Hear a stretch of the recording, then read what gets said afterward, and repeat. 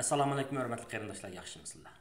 Bugungi sahifada men sizlarning diqqatingizga tuvandagi mazmunlarni sunmoqchi. Oldi bilan dunyo iqtisodi. Dunyo iqtisodi vaqtda o'tgan yil dekabrda Xitoyning Wuhanda taralgan vaboning ta'sirida umumyuzlik bir chekinish holatiga duch keldi. Yevropadagi davlatlar bo'lsin yoki Amerika bo'lsin, hatto Xitoy o'zi bo'lsin, bularning hammasida iqtisodning çekinishi muayyan ko'rinarli bo'ldi. Iqtisodshunoslar buni 1930-yillardagi iqtisodiy bo'hron, Amerikada boshlangan iqtisodiy bo'hrondan buyongi misli ko'rilmagan bir iqtisodiy chekinish deb qarayotdi. Bu iqtisodiy chekinishninki nachar ahvolning yaxshi bo'lishiga ma'lum qilib uzun vaqt ketdi deyapti. Ammo ba'zi iqtisodshunoslar yana bu masalaning nuqul iqtisodiy tarafiga qarab qolmasdan, yana uning siyosiy ve muhit cihatdagi taraflarga qarayotdi. Analizchilar deydi-ki, bu vaboning ta'sirida nurg'un ishlab chiqarish zanjirlarida o'zlish paydo bo'lib, zavodlar taqilib qolganligi uchun havoni bulg'aydigan gazlarning atmosferaga qo'yib berilishi tuvallab, bu sog'lomlikka nisbatan bir xil ijobiy ahvolni yaratdi deb qarayotganlar. Ammo iqtisodiy jihatdan o'lchagan vaqtda bular bu qatımki vaboning dunyoning iqtisodiga ko'rsatgan ta'sirini dunyoda 147 milyon odamning ishsiz qilishi, balkim bu son bundan mıcık amaliy ahvol bundan mıcık butun dunyo iqtisodidagi iste'molninki shu necha yilki dunyodagi iste'molning chekinishini bir Germaniyaning bir yillik yana 4 trillion dollar atrofidagi iste'molninki kemib ketishi bilan mundaq hisoblab chiqibdi. Demek Amerika'nı ilip İsaq, Amerika 3. ay 4. aylarda vabanın ta'siri xeyli chiqib uchragan. Hozir o'lganlarning soni 135 mingga yaqinlashib qoldi. Diagnoz qo'yilganlarning soni 3 millionni ishib ketdi. Amerika emas, boshqa davlatlar, Yevropadagi boshqa davlatlar shaharlarni shundoq qamal qildi. Ya'ni kishilarning erkin bu yerga berishini biroz cheklagan. Bazılar qaytib keldi, bazı shtatlar ichib o'tdi, ya'ni shaharlarni ichib o'tdi, dengiz rayonlarini ichib o'tdi, sayohat rayonlarini ichib o'tdi. Shuning bilan birlikda bu kasallik qaytib keldi degan gap. Qaragan vaqtda bu vaboning ta'siri qisqa muddat ichida tugaydigandek emas. Hatto vaksina ijod bo'lgan taqdirda vaksinaning ijod bo'lishiga 12 oy bilan 16 oy, 18 oydek vaqt ketadi degan. Hozir 20 yillik vaqt o'tdi. Yana eng umidvor bo'lgan ahvol ostida, yana 6 oyning ichida vaksina paydo bo'lgan taqdirdami, uning tarqalishi, urilishi, yana oldin olish xarakterli ishlarning ilinishiga ma'lum mazgil vaqt ketdi. Demak, kam deganda bir oldimizdagi 2-3 yil ichida bir ishlarning normal, yana vabo tarqalishdan burun ahvolga kelishiga shunchalik vaqt ketdi. Dunyo iqtisodining umumyuzlik bir asliga kelishiga 8-10 yil vaqt ketdi deb o'ylasak, xatolashgan bo'lmaymiz. Bu iqtisodga oid xabar. Hamda ikkinchi mazmun bugungi shu dunyo iqtisodidagi, dunyo siyosatidagi muhim munosabat Amerika bilan Xitoyni ko'rdigan holda bo'layotdi.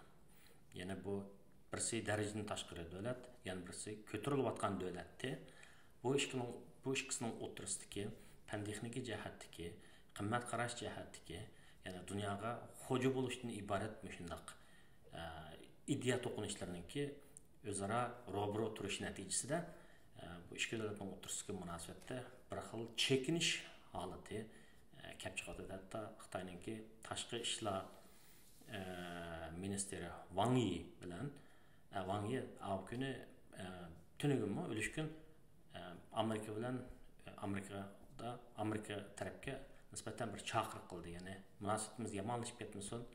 To'g'ri, rost 40 yildan buyongi eng tuvan nuqta bizning munosabatimiz, ammo bunday bo'lib ketishni xohlamaymiz. Yaxshi o'taylik degandek gapni qildi. Dal shu kuni ozroq vaqtdan keyin Mike Pompeo Amerika hukumati bizning Uyg'ur, Qozoq qatorliq Turkiy xalqlarga sog'an zulmlarga nisbatan kishilik huquqini dafsanni qilgan Xitoy amaldorlaridan 4 kishiga jazo qo'ydi. Bu to'g'risida sizlar cho'qim keng doiralik ma'lumot oldinglar. Ba'zilar buni faqat simvollik xarakteriga ega, amaliy bir tasdak bo'lib tegmaydi deydiganlar bor. Xitoylar mana shunday deydiganlar bor. Bu bizga nisbatan ishni emas deb. Amaliyotda ishni emas, bir quruq qog'oz bo'lgan bo'lsa, chiqanchib ketishning hojati yo'q, shundaymi? Demak, ularga albatta bu bir tasdik bo'lib turdi. Simvollik deganda bu albatta Xitoy hukumatining Uyg'urlarga qaratgan siyosatiga nisbatan umumyuzlik bir ayblashdan iborat. Konkretni elib aytgan vaqtda to'rt shaxsning, ya'ni jazo lagerlarini qurgan, planlagan, mang'uzgan mushu kishilarningki o'zininki qilmishlariga qarata berilgan bir jazo deb tushunsak bo'ladi. Albatta ahvol buning bilan qolmaydi.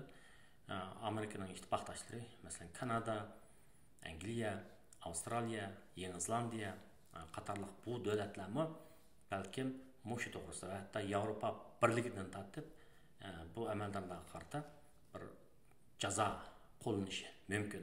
Balkim bu ish Birlashgan Davlatlar Tashkilotininki bexatarlik komitetida o'tirib qo'yilishi mumkin. Endi biz masalanki qanday qaysi tarafga qarab, yo'nalishga qarab taraqqi qilganligiga albatta diqqat qilamiz. Xitoy hukumati buna nisbatan e'tiroz bildirdi. Endi yaqinqi ishlarni ikki taraf o'rtasidagi munosabatlarni aytgan vaqtda Amerika Xitoyning qilmishlariga qarata, ma'lum bir ishni qilgan vaqtda Xitoy bunga qarata gap bilan javob qilyotdi. Biz undaqmiz, biz bundaq qilamiz deb. Chunki ularning qo'lida kozir qolmadi. Shuning bilan birlikda shu Magnitsky qonuni bo'yicha Xinjiangga qatorliq Xitoy amaldorlarini jazolash e'lon qilingandan keyin dunyoning axborot saytlarida bu to'g'risida nurg'un xabarlar berildi. Shuning bilan ba'zi yozarmanlarni har xil qarashlarni o'tirib qo'ydi. Men bularning ichidan Amy Lutz ismli bir tarixshunos Missouri universitetida bitirgan bir qizning, bir xonimninki buni Washington vaqti gazetiga yozilgan buni tiyimliq maqolasining qisqacha mazmunini ko'pchilikka deb bermoqchi. Bu qiz xonim bunday yozibdi. Amerika cho'qim Uyg'urlarninki qiyinchiligini osonlashtirish kerak deb. Ya'ni deyaptiki, ayni vaqtda 1930-yillarda Nazi German natsistlari Yahudlarga qarata irqiy qirg'inchilik planini planlayotganda Amerika hukumati bilmaydi emas, biladi. Shu vaqtning o'zida hatto 39-yili shu Yevropadan yilga 20 ming Yahudini qabul qilish, Yahudi xalqini qabul qilish shundaq loyihasi o'tirib qo'yilgan vaqtda parlamentdan o'tmagan. Hatto 1943-yili Amerikaning moliya ministri shu vaqt jazo lagerida o'lgan Yahudilarninki, begunoh Yahudilarninki sonini yo'shug'an.